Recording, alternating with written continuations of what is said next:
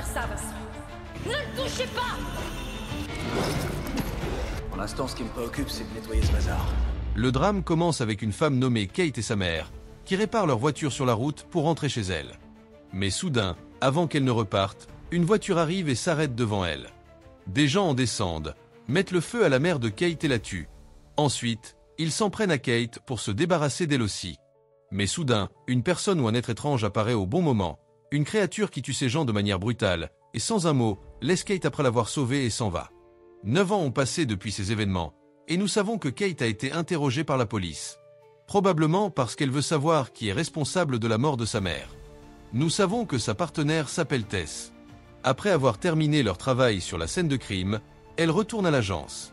Là, Kate dit que les résultats de la recherche d'empreintes trouvées sur le site sont apparus. Ce qui est étrange, c'est qu'elle dit que le propriétaire des empreintes est un médecin, censé s'appeler Vince.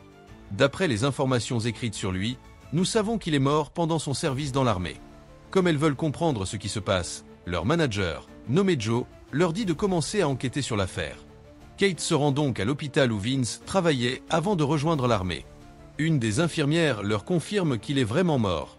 Elle leur donne l'adresse d'une personne qui était très proche de lui, pour qu'elle puisse obtenir des informations sur sa vie. En effet, Kate et Tess se rendent à cette adresse, qui est une grande usine dans une zone abandonnée. Lorsqu'elles entrent dans le bâtiment, une personne nommée G leur ouvre. Quand elle lui pose des questions sur Vince, il confirme également qu'il est mort. Kate lui dit que c'est impossible, car les empreintes de son ami sont apparues sur un corps sur la scène de crime.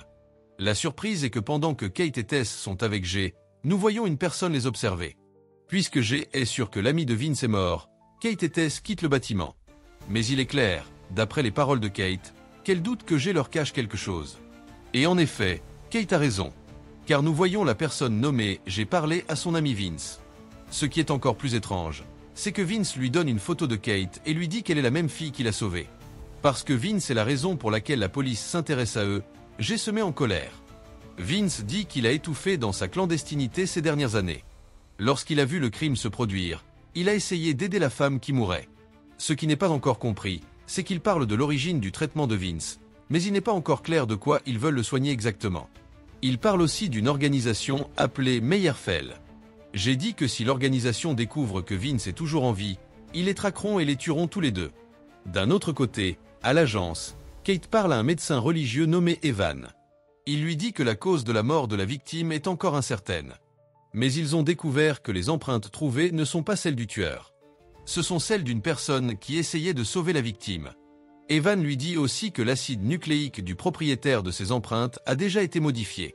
Il la surprend en lui disant que le même acide nucléique a été trouvé sur les corps des personnes qui ont tué sa mère. Comme Kate devient plus intéressée par l'affaire, elle retourne au bâtiment où elle était avec Tess.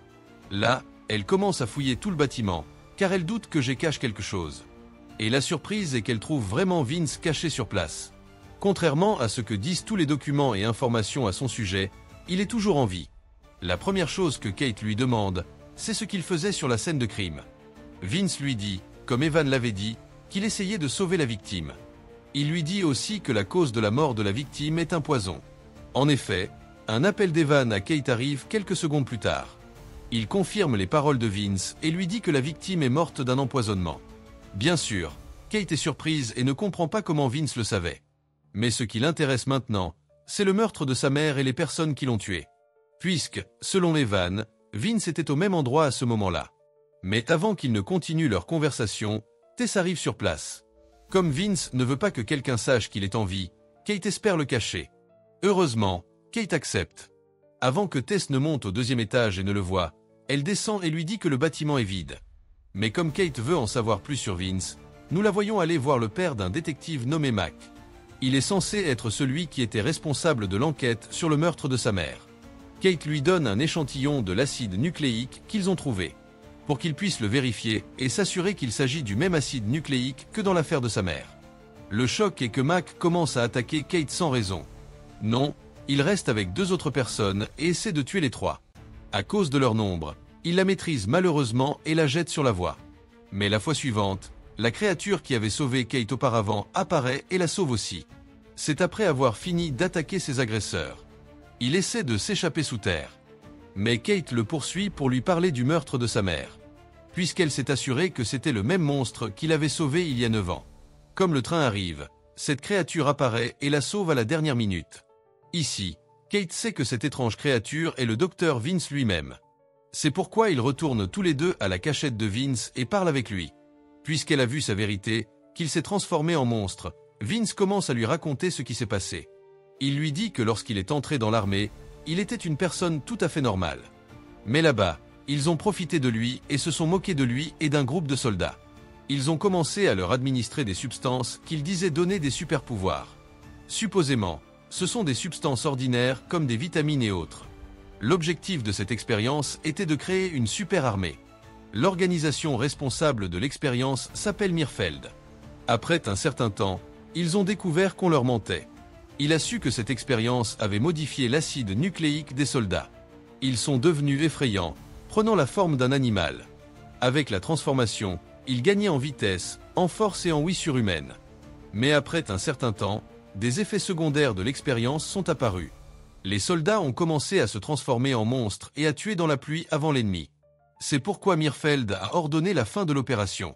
Bien sûr, une partie de cette fin était d'éliminer complètement les soldats de l'expérience. Mais par chance, Vince a été le seul à pouvoir s'échapper à l'époque. Depuis ce jour, il se cache chez son ami, nommé G, qui l'aide aussi et essaie avec lui d'atteindre la destination pour réparer sa situation. Après avoir raconté son histoire, Kate lui demande s'il sait quelque chose sur sa mère et la raison de sa mort. Vince lui dit qu'il ne sait rien. Il lui conseille de ne plus chercher dans cette affaire. Car il est clair que l'organisation Mirfeld a décidé de se débarrasser d'elle pour cette raison. Elle doit quitter les lieux puisque Vince refuse de parler et retourne à l'agence. Là, elle trouve un officier du FBI parlant au manager. Il lui dit que Tess vient chercher les corps des 3 personnes trouvées à la gare. À ce moment, Kate se souvient des paroles de Vince sur Mirfeld. Elle sait immédiatement que l'officier qui va prendre ces corps est certainement l'un d'entre eux. C'est pourquoi, la même nuit, elle retourne à la cachette de Vince. Quand G la voit parler à Vince, il comprend immédiatement qu'elle sait tout. Il les laisse et s'en va. Kate raconte à Vince ce qui s'est passé. Elle lui dit qu'elle savait avant de parler qu'il n'était pas le meurtrier dans l'affaire dans laquelle elle était impliquée. Elle lui demande de l'aider car elle se sent coupable et pense qu'elle est la cause de la mort de sa mère. Mais Vince lui dit qu'elle n'a rien à voir avec la mort de sa mère. Parce que les gens qui ont tué sa mère la traquaient depuis le début. Mais il ne connaît pas la raison ni le lien de sa mère avec l'organisation Mirfeld.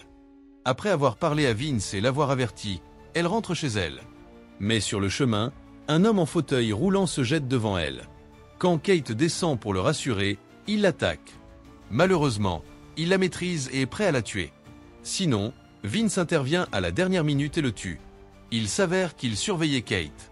Parce qu'il savait qu'après ce qui lui était arrivé, l'organisation Mirfeld essaierait de se débarrasser d'elle. Après que Vince s'est enfui, Kate appelle la police et les informe de ce qui s'est passé. Elle transfère donc le corps de la personne qui l'a attaqué au poste de police. Là, le docteur Evan est surpris par la blessure qui l'a tué. Parce que la blessure est très forte et il est difficile que Kate soit celle qui l'a causée. Mais Kate lui dit qu'elle avait peur et l'a repoussée de toutes ses forces. Comme Evan est un peu amoureux de Kate, il décide de la couvrir. C'est pourquoi, quand Joe demande la cause de la mort, Evan ment et dit la même chose que Kate. Après l'attaque sur Kate, nous voyons 2 membres de l'organisation Mirfeld se rencontrer. L'un d'eux est l'officier du FBI nommé Cole. Quant à la personne avec lui, elle lui apporte les résultats de l'analyse des corps. Elle lui confirme que Vince est toujours en vie. Cole lui dit que Kate sait où il est et que c'est elle qui les mènera à lui. C'est pourquoi il décide de l'attaquer pour la 3e fois. Mais cette fois, Cole laisse ses hommes l'enlever et ne pas la tuer. Malheureusement, Vince n'apparaît pas cette fois pour la protéger. Après l'avoir emmenée dans un certain endroit, Cole commence à parler avec elle. Il lui avoue qu'il suit vraiment l'organisation et qu'ils savent qu'elle sait où est Vince. Pour la faire coopérer, il essaie de la convaincre que Vince est un monstre non humain. Il lui montre les attaques de Vince, qu'ils ont filmées pendant qu'il était dans l'armée. Il lui dit qu'ils doivent l'attraper le plus vite possible. Parce que lorsqu'il perd le contrôle de lui-même, il commence à tuer et personne ne peut l'arrêter. Il lui assure aussi qu'ils n'ont pas l'intention de lui faire du mal ou de le tuer. Ils l'isoleront simplement dans un endroit loin du monde jusqu'à ce qu'il trouve un remède pour lui. Mais Kate lui dit qu'il est un menteur. Et que l'organisation a envoyé des gens pour la tuer juste parce qu'elle savait quelque chose sur le sujet. Cole lui dit que ses ordres n'étaient pas de sa responsabilité. Maintenant, il veut conclure un nouvel accord avec elle. Il lui propose de livrer Vince en échange de tout lui révéler sur sa mère et la cause de sa mort. Pour la convaincre, il lui montre une photo de sa mère au siège de l'organisation. Il lui donne un numéro et lui donne 3 jours pour y réfléchir. Mais il la menace aussi que si elle refuse de coopérer, les hommes de l'organisation continueront à l'attaquer. Après qu'il l'a libérée, elle rentre chez elle et réfléchit à ses paroles. Mais avant qu'elle ne décide quoi que ce soit, elle trouve Vince venant la rassurer. Kate lui raconte ce qui s'est passé et que l'organisation l'a enlevé. Elle lui dit que Cole lui a donné une carte avec son numéro. Elle lui montre aussi les vidéos qui lui ont montré sur ses crimes et qu'il est le même. Mais elle refuse de lui dire quoi que ce soit sur l'offre de Cole de le livrer. Parce que Vince sent qu'elle a peur de lui après l'avoir vu, il s'énerve. C'est pourquoi il retourne à la cachette et prend un échantillon de son sang. Il le laisse avec une lettre à G et Kate pour qu'il l'utilise pour prouver qu'il était toujours en vie. Peu après, quand G retourne à la cachette, il ne trouve pas Vince. Il pense immédiatement que l'organisation l'a enlevé. C'est pourquoi il appelle Kate, qui reste sans voix. Il la menace, en colère, que si elle a quelque chose à voir avec l'enlèvement de Vince, il dira tout ce qu'il sait. Mais il change soudainement de ton dès qu'il voit la lettre de Vince.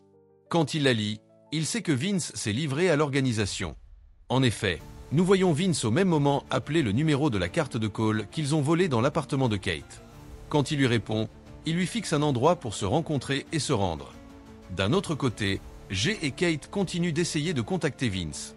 Ou de connaître son emplacement pour l'empêcher de faire ce qu'il veut faire. Comme ils ne parviennent pas à localiser son emplacement, Kate suggère de localiser les soldats de l'organisation. En extrayant les empreintes de sa voiture qu'un des soldats a touchées. S'ils parviennent à l'identifier, ils suivront son téléphone et connaîtront son emplacement. Le problème est que Cole et ses hommes sont déjà arrivés à l'endroit que Vince a désigné. Avant que Vince ne se rende, il dit à Cole qu'il a une condition. Cette condition est que ni Kate ni son ami G ne soient menacés après cela. Cole accepte et lui dit qu'ils n'auront besoin de rien. Puis Vince apparaît devant eux et se rend comme il l'avait dit. Pendant ce temps, il travaille à déterminer l'emplacement du propriétaire des empreintes. Enfin, après plusieurs tentatives, elle parvient à déterminer l'emplacement des soldats de l'organisation. Elle court directement vers G avant que le temps ne s'écoule. Heureusement, ils arrivent à l'endroit avant que Cole ne prenne Vince et ne parte. Comme Vince l'a demandé, Cole ordonne à ses hommes de baisser leurs armes. Vince dit à Kate que c'est sa décision et qu'il doit se rendre. Mais Kate refuse et s'excuse de l'avoir douté et d'avoir eu peur de lui. Elle sort immédiatement son arme et ouvre le feu sur tous ses hommes. À cause de cela, la transformation de Vince s'achève et il élimine tous les soldats autour de lui. Même Cole le retient et continue de gémir sur lui jusqu'à ce qu'il meure. Après que tout est fini, Kate parvient à le calmer et à le ramener à son état normal. Vince la remercie et lui dit de retourner à l'agence pour que personne ne la soupçonne. Il lui assure que lui et G cacheront ses corps complètement comme si rien ne s'était passé. La même nuit, nous voyons Vince aller acheter des fleurs pour Kate avant de la rencontrer. Mais une fois, il est très fatigué et son endroit est submergé. Ce qui n'est pas compris, c'est qu'il se réveille après quelques heures dans un endroit différent. La catastrophe est qu'il a du sang sur les mains et ne sait pas à qui il appartient. Bien sûr, Vince s'inquiète d'avoir tué quelqu'un pendant qu'il était inconscient. C'est pourquoi il retourne rapidement à la cellule et raconte à G ce qui s'est passé. Comme ils veulent comprendre comment cela s'est produit, G commence à faire des tests sur lui. Mais le problème est que tous les résultats des analyses qu'il fait sont très normaux. Comme ils ne comprennent pas la raison, Vince dit à G qu'il doit s'éloigner de lui pendant un certain temps. Mais G refuse et lui dit qu'il est impossible qu'il lui fasse du mal. Il lui assure qu'il a une arme de défense prête. Pour que si l'incident se répète et qu'il attaque, il soit préparé. La catastrophe est que l'appareil de G déclenche soudainement une activité étrange dans l'esprit de Vince. Une fois, Vince commence à l'attaquer exactement comme la dernière fois. Malheureusement, ce qu'il craignait est arrivé. Parce que la première chose qu'il fait lorsqu'il se transforme est d'attaquer G et d'essayer de le tuer. Mais heureusement, G faisait son travail. Il tient toujours l'arme qu'il a préparée et doit avertir Vince. À ce moment, Kate vient parler à Vince et les rassurer. Comme G n'est toujours pas très confiant envers Kate, il cache ce qui se passe. Il lui dit que Vince est sorti un moment parce qu'il en avait marre de la clandestinité. Elle lui demande de dire à Vince de lui parler quand il reviendra. Parce qu'elle a besoin de son aide pour un étrange crime de meurtre qui s'est produit la nuit dernière. Ici, G pense immédiatement, bien sûr, que Vince est le tueur. Mais il essaie de cacher son inquiétude un peu et dit à Kate qu'il fera appeler Vince. Après que Kate est partie, il va se tenir avec l'arme à côté de Vince jusqu'à ce qu'il se réveille. Quand il le rassure qu'il est revenu à son état normal maintenant, il lui raconte ce qui s'est passé et qui l'a attaqué. Ils sont choqués lorsqu'ils découvrent qu'un crime de meurtre s'est produit la nuit dernière. Kate est celle qui s'est retrouvée impliquée et est venue demander son aide. Comme j'ai la pensée, Vince pense aussi qu'il est le tueur. D'un autre côté, à l'agence, Kate continue d'enquêter sur l'affaire. Elle interroge certaines personnes qu'elle soupçonne, comme Otis. Grâce aux enquêtes, elle parvient à atteindre l'endroit où le crime a pu se produire. Nous savons que cet endroit est une tour à l'intérieur de l'université. Les étudiants de l'université l'utilisent pour leur propre rituel. C'est pourquoi Kate et Otis y vont tout le temps. Ils peuvent trouver des preuves pour aider à résoudre l'affaire. Pendant que Kate fouille la scène de crime, elle trouve Vince debout à côté d'elle. Il s'avère qu'il l'a suivi ici parce qu'il veut connaître la vérité. Bien sûr, elle est choquée quand il lui dit qu'il est probablement le tueur qu'elle recherche. Pour confirmer ses paroles, Kate prend un échantillon de sang dans le bâtiment et va avec lui à sa cachette. Là, Jay analyse cet échantillon pour s'assurer qu'il s'agit du même échantillon de sang qui était sur Vince quand il est parti. Malgré tout ce qui se passe, Kate est sûre que Vince n'est pas le tueur. Heureusement, Jay confirme ses paroles et leur dit que les résultats de l'analyse de l'échantillon de sang sont différents. Autrement dit, Vince n'est pas le tueur à 100%. Au même moment, dans la tour, Evan va chercher des preuves pour l'usine. Pendant qu'il parle à Kate après qu'elle a quitté la cachette, il découvre ce qui lui est arrivé. Le choc est que pendant qu'il parle, quelqu'un vient frapper Evan et le laisse sans voix. Kate va rapidement à l'agence et les informe pour le suivre et agir. En effet, j'ai fait en sorte que tous les officiers de l'agence s'occupent de l'affaire. Pour trouver Evan le plus vite possible avant que le criminel ne le tue. Après beaucoup d'enquêtes, Kate parvient à recueillir toutes les informations. Enfin, elle conclut que le tueur est probablement un jeune homme à l'université nommé Peter. C'est pourquoi ils se séparent et partent à sa recherche dans toute la ville. Pendant que Kate et Tess vont chez lui et le cherchent là-bas. Par coïncidence, pendant qu'elle fouille l'appartement, elle trouve des photos d'étranges accrochées sous le lit. Il s'avère que Peter collectait des informations sur tous les crimes de meurtre qui ont eu lieu récemment. Le premier crime qu'il a commis était de copier l'un des crimes sur les photos. Il commence à penser qu'il peut copier n'importe quel crime maintenant. Pour déterminer son emplacement.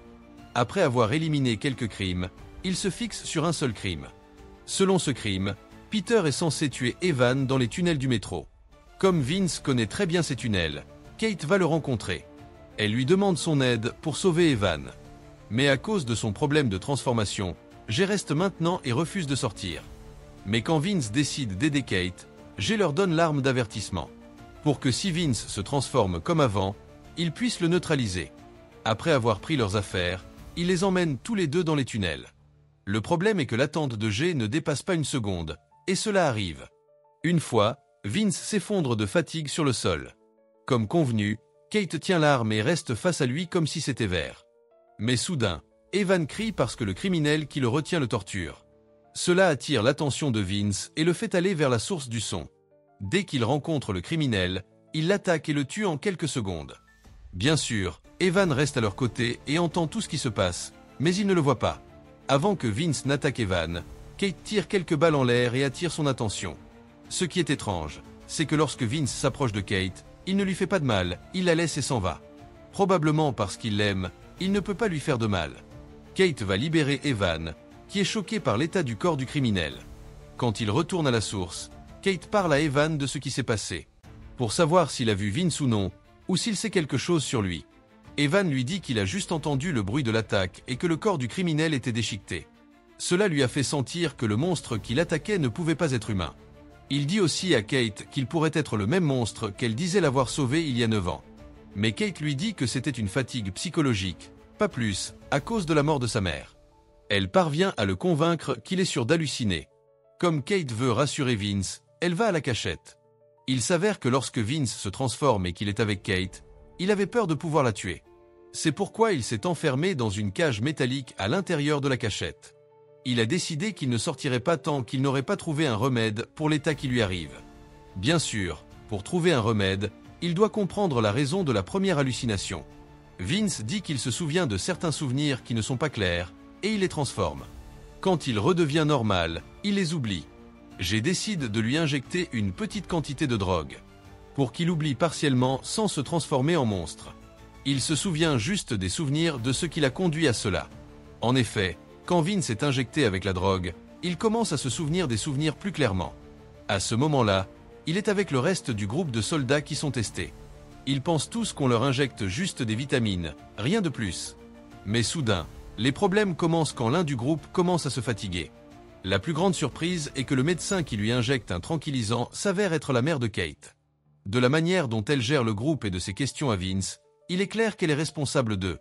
Elle demande à Vince s'il ressent une fatigue inhabituelle, ou même s'il a des vertiges et ne se souvient de rien.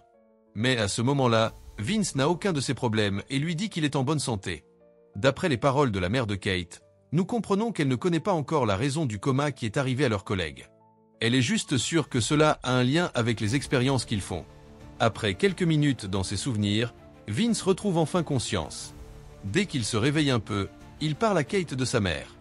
Il leur dit que ces comas sont considérés comme des effets secondaires de l'expérience qui a été faite sur lui. Il assure à Kate que sa mère n'était pas une mauvaise personne.